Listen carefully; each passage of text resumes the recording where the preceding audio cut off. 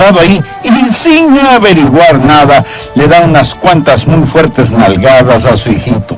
Luego, disgustada, le pregunta: dime, ¿qué es lo que hiciste de malo como para que la señora Pérez te haya traído de regreso tan pronto?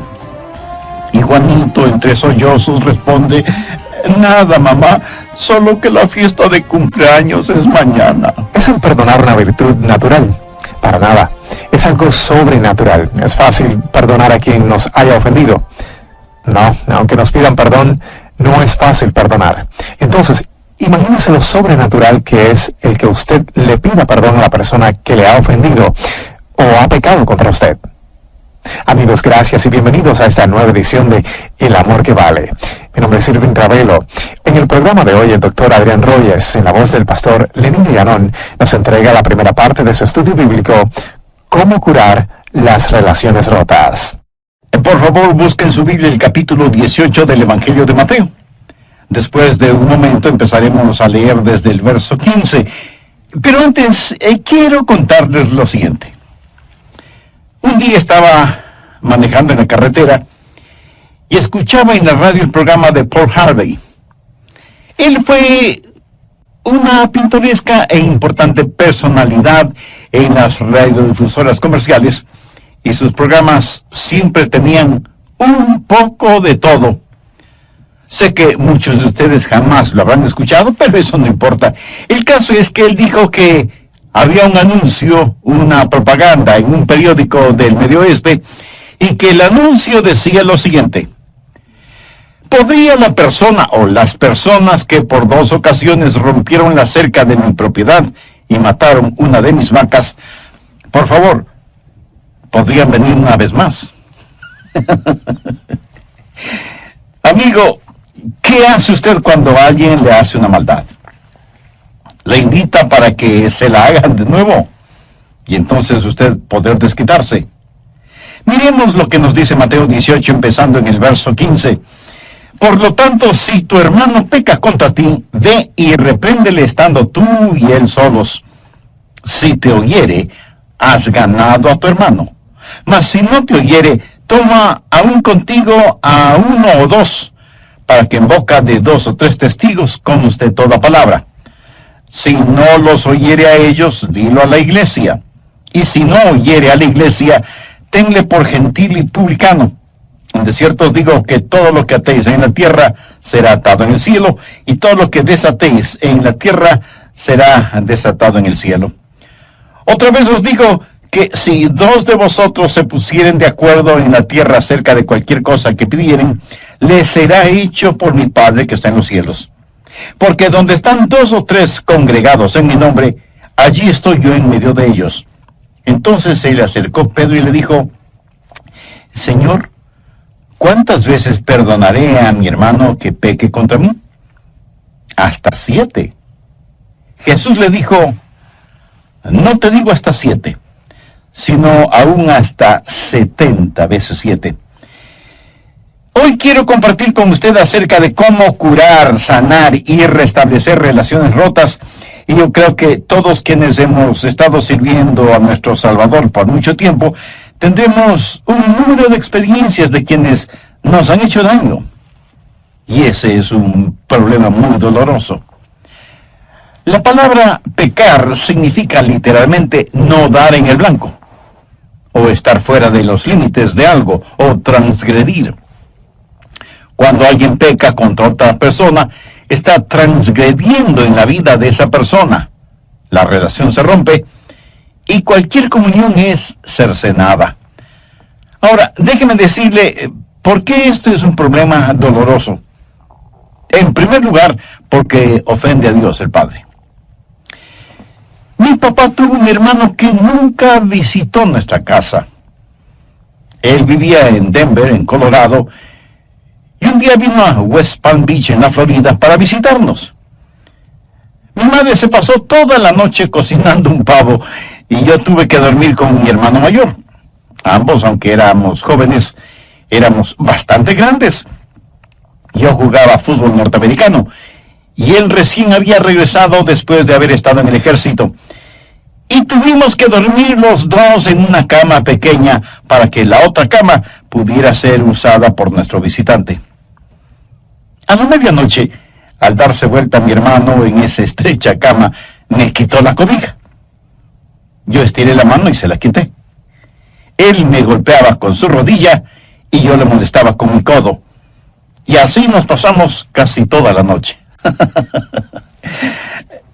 Mamá, que como dije estaba preparando el pavo, al oír la bulla que hacíamos en el dormitorio, vino, abrió la puerta de nuestro cuarto, encendió la luz y vi que mi hermano tenía un ojo hinchado y que un hilito de sangre salía de su nariz.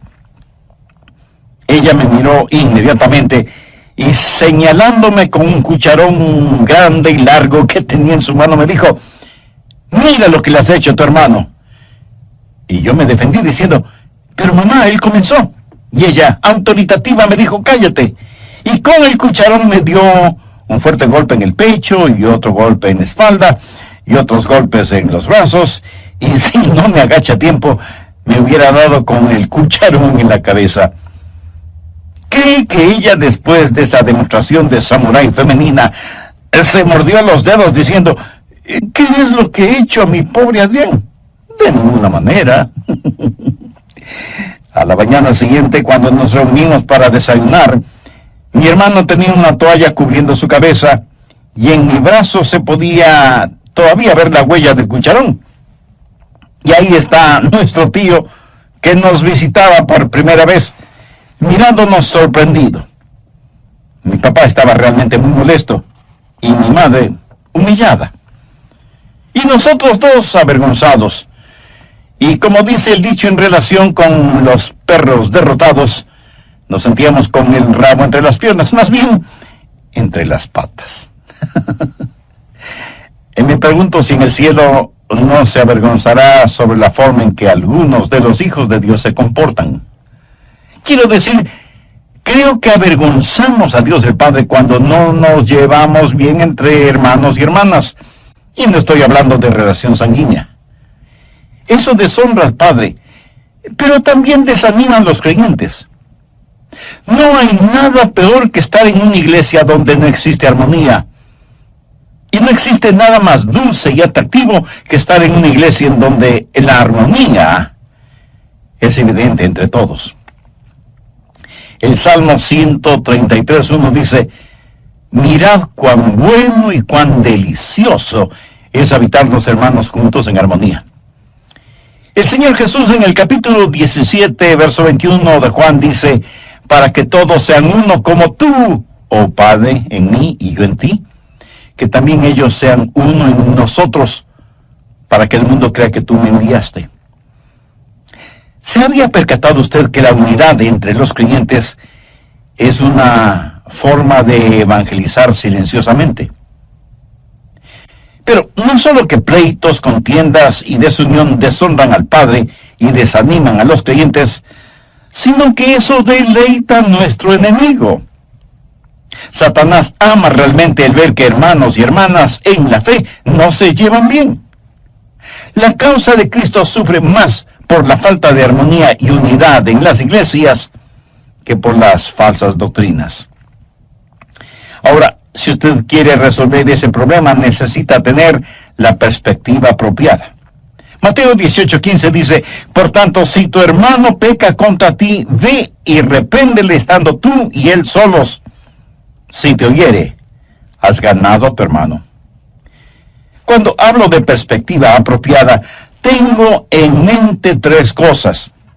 Lo primero que usted necesita hacer es considerar su relación con esa persona que ha pecado contra usted. Puede ser su hermano o hermana en la carne, o puede ser su hermano o hermana en la fe, quienes, como usted, llaman a Dios Padre. Y usted necesita considerar esa relación. Y usted puede arguir sobre este punto diciendo: pero él o ella no son mis hermanos espirituales. Nunca se han salvado, aunque son miembros de la iglesia. Bueno, si no son sus hermanos en Cristo, entonces quiere decir que están ciegos espiritualmente y por lo tanto caminan al infierno. ¿No es eso una razón muy poderosa para que usted ore más intensamente por ellos? Pero si él o ella son sus hermanos espirituales, el hacerles daño es hacerse daño a usted mismo, porque tanto ellos como usted son miembros del cuerpo de Cristo. Así que considere esa relación. No importa lo que una persona haga o cuánto le hayan hecho daño, ellos necesitan más de su amor. Veamos 1 Juan 3:16. En esto hemos conocido el amor, en que Él puso su vida por nosotros. También nosotros debemos poner nuestras vidas por los hermanos. Y en Gálatas 6:10 Pablo dice, así que, según tengamos oportunidad, hagamos bien a todos, y mayormente a los de la familia de la fe. Cuando usted está desarrollando una perspectiva apropiada, primero considera la relación, segundo considera la responsabilidad, que es lo que leímos en Mateo 18:15. Por tanto, si tu hermano peca contra ti, ve y repréndele estando tú y él solos. Si te oyere, has ganado a tu hermano. Escúcheme, cada creyente que fracasa es la responsabilidad de otro creyente. Cuando un hermano o hermana fracasa, otro hermano o hermana deben ayudarle a levantarse, porque la Biblia dice en Gálatas 6:1, hermanos, si alguno fuere sorprendido en alguna falta, vosotros que sois espirituales, restauradle con espíritu de mansedumbre, considerándote a ti mismo, no sea que tú también seas tentado. Así que considere su relación tanto como su responsabilidad. Si alguien le ofende, es su responsabilidad el tratar de arreglar positivamente esa relación. Y cuando considere su relación y su responsabilidad, es muy importante que se considere a usted mismo. Veamos nuevamente Gálatas 6:1. Hermanos, si alguno fuere sorprendido en alguna falta, vosotros que sois espirituales, restauradle con espíritu de mansedumbre, considerándote a ti mismo, no sea que tú también seas tentado. Ahora, ¿cómo se considera usted mismo? Si usted va a tratar de enderezar la vida de alguien, ¿es usted culpable del mismo pecado? El apóstol Pablo dijo en Romanos 2, los primeros 3 versos, por lo cual eres inexcusable, oh hombre, quien quiera que seas tú que juzgas, pues en lo que juzgas a otro, te condenas a ti mismo. Porque tú que juzgas, haces lo mismo. Mas sabemos que el juicio de Dios contra los que practican tales cosas es según verdad. Y piensas esto, oh hombre, que tú que juzgas a los que tal hacen y haces lo mismo, que tú escaparás del juicio de Dios. En otras palabras, Pablo está diciendo, ¿cómo podemos atrevernos a juzgar a otra persona del mismo pecado del cual nosotros somos culpables? También hay que considerar el tiempo que invertimos orando por esa persona que ha pecado contra nosotros, y debemos recordar lo que dijo Samuel.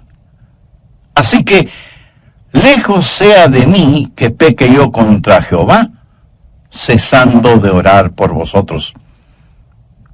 Y no solo que debemos orar por aquellos que han pecado contra nosotros, sino que debemos preguntarnos, ¿hemos sido nosotros mismos un buen ejemplo para ellos? Por favor, anote Hebreos 12:13. Y haced sendas derechas para vuestros pies, para que lo cojo no se salga del camino, sino que sea sanado. O sea que si su vida no es un buen ejemplo, la vida de alguien más puede ser eternamente afectada. Hasta aquí le he hablado acerca de la perspectiva, ahora quiero hablarle acerca del procedimiento. ¿Qué hacer? ¿Cuál es el procedimiento si alguien peca de alguna forma contra usted? En primer lugar, usted va a ver a esa persona. Enfatizaré nuevamente lo que dice Mateo 18:15. Por tanto, si tu hermano peca contra ti, ve y repréndele estando tú y él solos. ¿Lo entiende? Usted lo visita privadamente. Si alguien peca contra usted, no lo divulgue a los cuatro vientos. Vaya donde la persona que le ofendió y no se lo diga a nadie. ¿Por qué? Simplemente porque los demás podrían considerar lo suyo solo como un chisme. Mire lo que dice Proverbios 16:28. El hombre perverso levanta contienda y el chismoso aparta a los mejores amigos. Y en Proverbios 25:9 leemos: trata tu causa con tu compañero y no descubras el secreto a otro. Para ilustrar un poco más este punto, voy a usar nombres ficticios.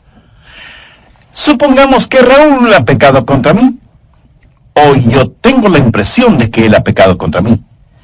Así que yo voy a hablar con Raúl. Y no necesito decirle ni a Jaime, ni a Pedro, ni a nadie más que voy a hablar con Raúl. ¿Por qué? Porque bien pudiera ser que Raúl no pecó contra mí. A lo mejor yo pienso que lo hizo, y tal vez no estoy equivocado en mi manera de pensar, porque aunque no nos guste admitirlo, a veces podemos estar muy equivocados en cuanto a lo que pensamos que otras personas han hecho en contra de nosotros. A un pequeñito le invitaron a una fiesta de cumpleaños de uno de sus vecinitos. Su madre lo llevó y le advirtió al niño: mira, Juanito, le he pedido a la señora Pérez que si te portas mal, te mande de inmediato a casa, en donde tendré que castigarte, ¿me entiendes? Y el pequeñín contestó: sí, mami, te entiendo. No habían pasado ni 10 minutos cuando la señora Pérez trae a Juanito de regreso a casa, en donde su mamá, sin averiguar nada, le da unas cuantas y fuertes nalgadas a su hijito. Luego, disgustada, le pregunta: dime, ¿qué es lo que hiciste de malo para que te traigan de regreso a casa? Y Juanito, entre sollozos, responde: nada, mamá, solo que la fiesta de cumpleaños es mañana. A veces asumimos cosas que no son verdad. Y cuando confronto a una persona, a lo mejor me diga: no, Adrián, eso es lo que tú piensas. Pero déjame darte los hechos tal y como son. Así que cuando voy a hablar con Raúl, lo voy a hacer en forma privada y afectuosa. La prueba más grande de amor hacia un hermano es: ¿está usted listo a confrontarle si es que ha pecado contra usted? Mire lo que dicen los versos 5 y 6 de Proverbios 27. Mejor es reprensión manifiesta que amor oculto. Fieles son las heridas del que ama, pero inoportunos los besos del que aborrece. Ahora, cuando usted va a hablar con un hermano o una hermana, no va para regañarlos. La Biblia dice claramente en Mateo 18:15 que debemos ir a ganar a un hermano, no para condenarlo. El perdonar no es una virtud natural, es algo sobrenatural. Y si no es fácil perdonar a quienes nos hayan ofendido, aunque nos pidan perdón, imagínese lo sobrenatural que es el que usted le pida perdón a la persona que le ha ofendido o ha pecado contra usted. ¿Sabe que eso es exactamente lo que sucede entre Dios y los seres humanos?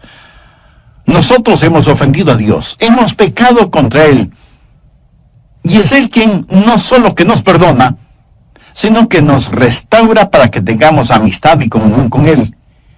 Y cuando tiene que disciplinarnos, lo hace con un corazón quebrantado, pero nos disciplina por nuestro propio bien. ¿Tiene usted a Jesús en su corazón? ¿Le ha recibido ya como su Salvador y Señor?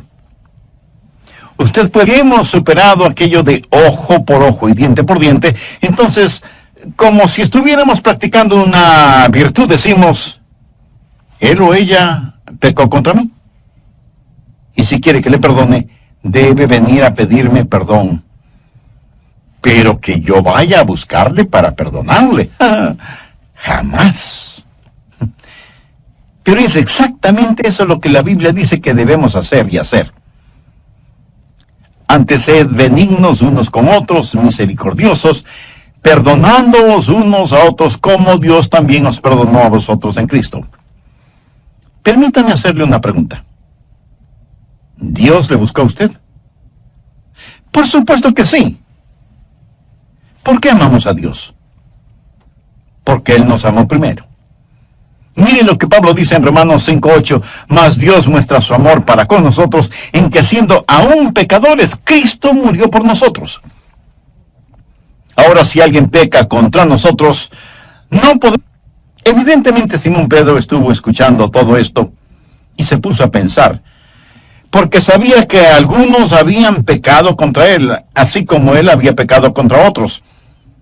Y estuvo pensando, ¿cuál es el límite en este asunto?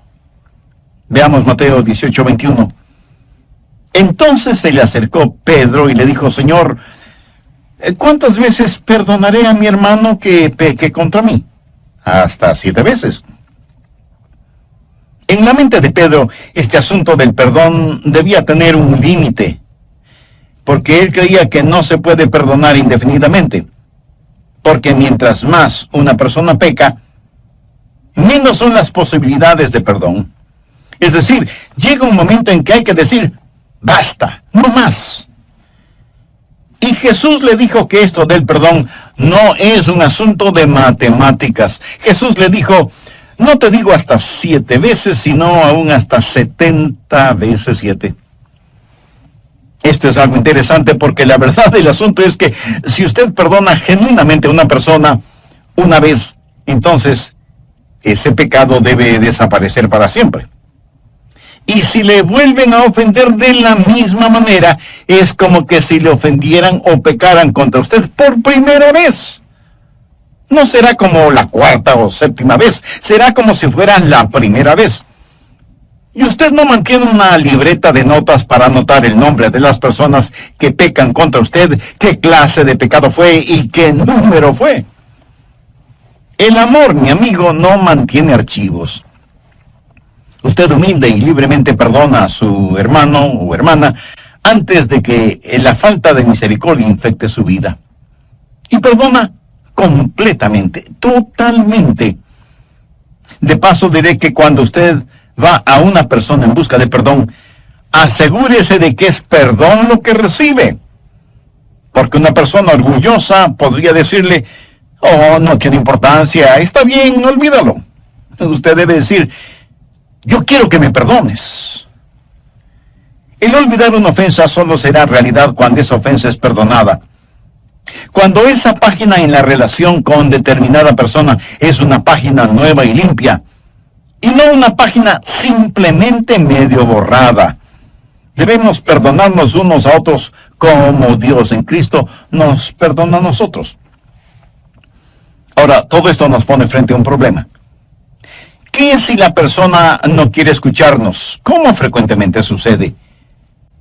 Y dirán, yo no te hice nada malo, o no necesito pedirte perdón ni necesito de tu perdón, o sí, hice lo equivocado y a ti qué te importa.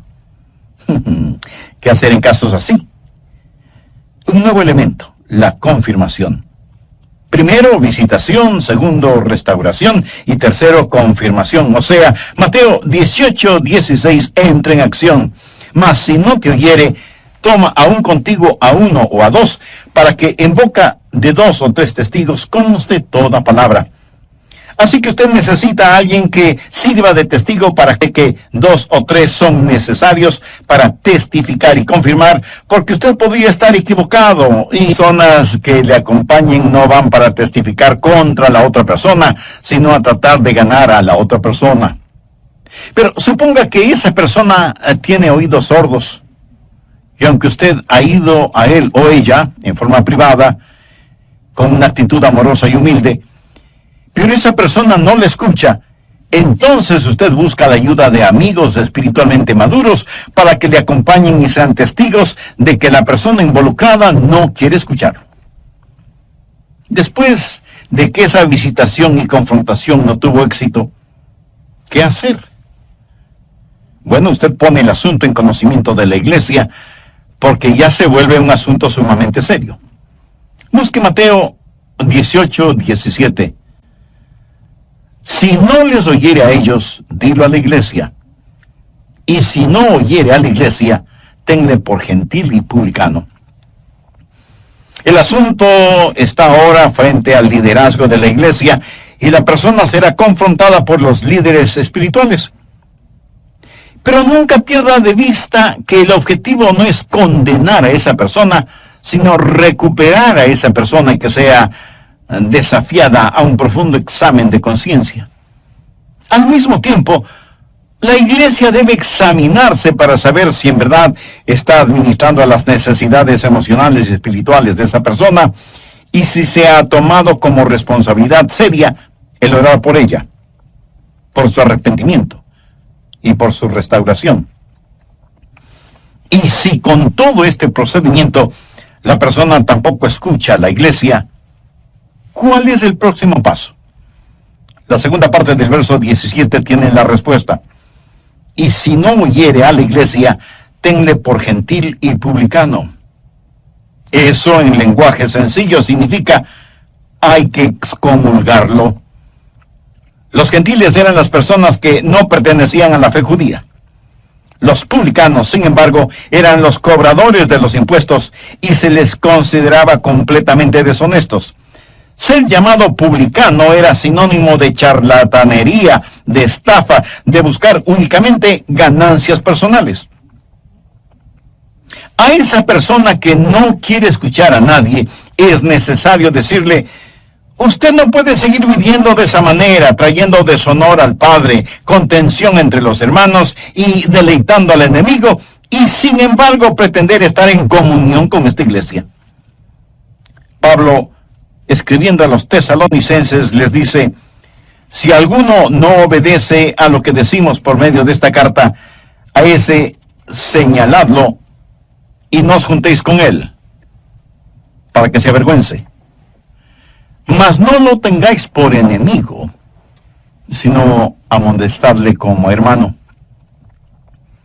No hay que seguir teniendo comunión con él y hacerle sentir como que aquí no ha pasado nada. Hay que llamarle la atención con amorosa solicitud. Hay que orar por él. Pero de ninguna manera se le puede permitir que siga deshonrando el nombre de Dios ni el testimonio cristiano de los demás. En la iglesia de Corinto hubo un hombre que tenía una relación incestuosa. De hecho, tenía relaciones sexuales con la mujer de su padre, o sea, su propia madrastra. Esa era una cosa horrible. Tanto que Pablo dijo que eso no se veía ni siquiera entre los paganos. Busque 1 Corintios 5:5, en donde el apóstol, en referencia con este asunto, dice: el tal se ha entregado a Satanás para destrucción de la carne, a fin de que el espíritu sea salvo en el día del Señor Jesús. Lo que eso significa es que Dios quita su manto de protección sobre esa persona que ha estado sirviendo más al diablo que a Dios, y debe ser separado de la comunión fraternal, no porque no le amemos, sino precisamente porque la amamos. Aquí se está hablando de la destrucción de la carne, o sea, del cuerpo físico, de la naturaleza carnal, para que la naturaleza espiritual pueda subsistir. Pablo también tuvo que enfrentar otra situación. Busque 1 Timoteo 1:20, de los cuales son Himeneo y Alejandro, a quienes entregué a Satanás para que aprendan a no blasfemar. Estos dos hombres habían sido miembros de esa fraternidad, pero habían estado viviendo en el pecado de la blasfemia. Personas en estas categorías deben ser excomulgadas y dejadas fuera de la comunión fraternal. Pero ponga mucha atención a lo siguiente. Esto debe ser hecho como último paso, como el último recurso, o sea, después que todos los demás pasos previos y bíblicos no han dado ningún resultado con esa o esas personas, hombres o mujeres. No es cuestión de saber que alguien ha fallado en algo. y privarlo de la comunión, porque todos nosotros fallamos de alguna forma alguna vez. Usted nunca falla, nunca fracasa, nunca peca. Un hombre dijo que estaba tan aturdido con la maldad existente en nuestro mundo que le habló a Dios y le dijo: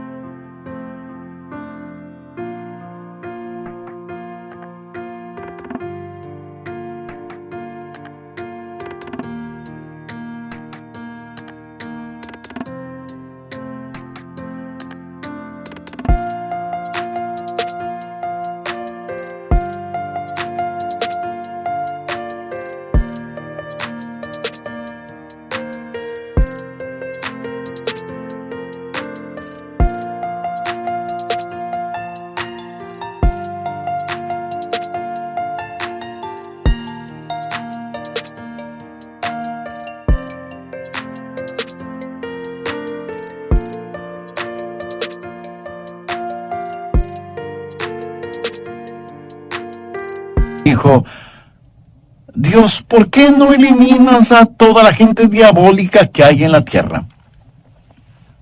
Y Dios le contestó: muy buena sugerencia. Empezaré contigo. Mi amigo, todos nosotros, aun aquellos que se creen lo mejor de lo mejor, caen, fracasan, pecan. Y recuerde que la iglesia no es un museo donde se exhiben los santos, más bien es un hospital para los pecadores. Una vez, no excluirles simplemente porque han caído, pues porque han caído necesitan más de la iglesia. Pero de lo que se está hablando en este pasaje es de una persona recalcitrante, necia, obstinada. Una persona que dice: no voy a cambiar. Escojo esta manera de vivir, ese es mi estilo de vida. Repudio el amor que me muestran.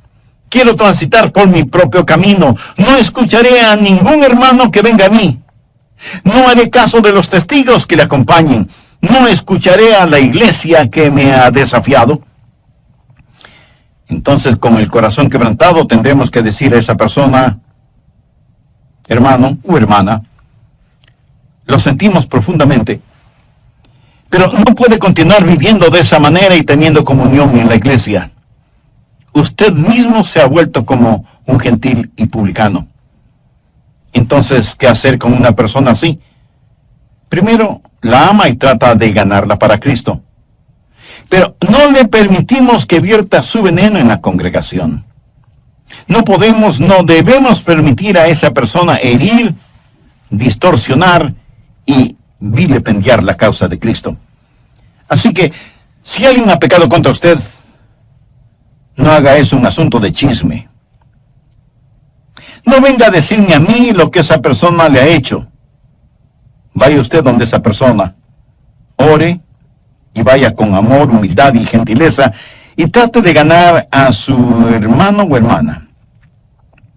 Si no le escuchan, busque que le acompañen 2 o 3 hermanos de confianza, espiritualmente maduros, y vuelvan donde esa persona. Si él o ella no les escucha, traiga el asunto al conocimiento de la iglesia y que la iglesia los confronte. Y si tampoco escuchan a la iglesia, aunque se nos quebrante el corazón, debemos tratar a esas personas como si nunca ellas hubieran conocido a Jesucristo como su Salvador y Señor. Pero recuerde, ese es el último paso, el último recurso. El primer paso siempre debe ser tratar de restaurarles y traerles de regreso al redil. Hace años, y cuando era pastor en una iglesia, les dije a los diáconos que no estaba satisfecho con la forma en que se practicaba la disciplina bíblica en esa iglesia. De paso, debo decir que se debe practicar disciplina bíblica en las iglesias cristianas, si es que como creyentes e iglesias cristianas queremos ser de impacto y ejemplo en el mundo. Creyentes e iglesias santos.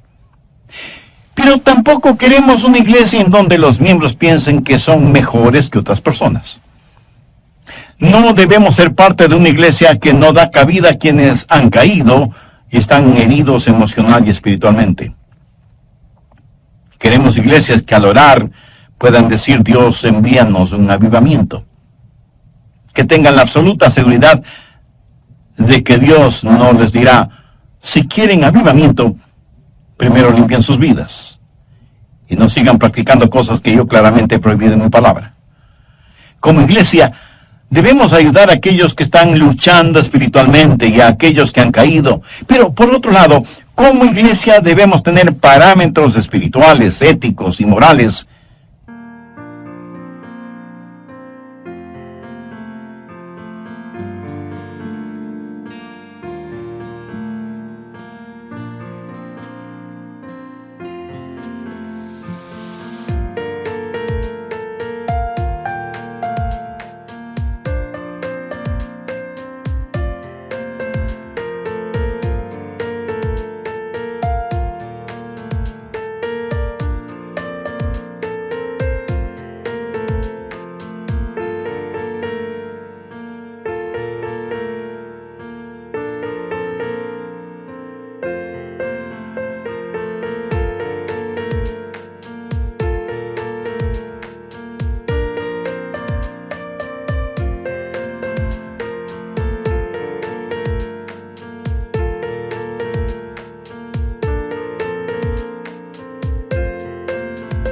y cumplirlos.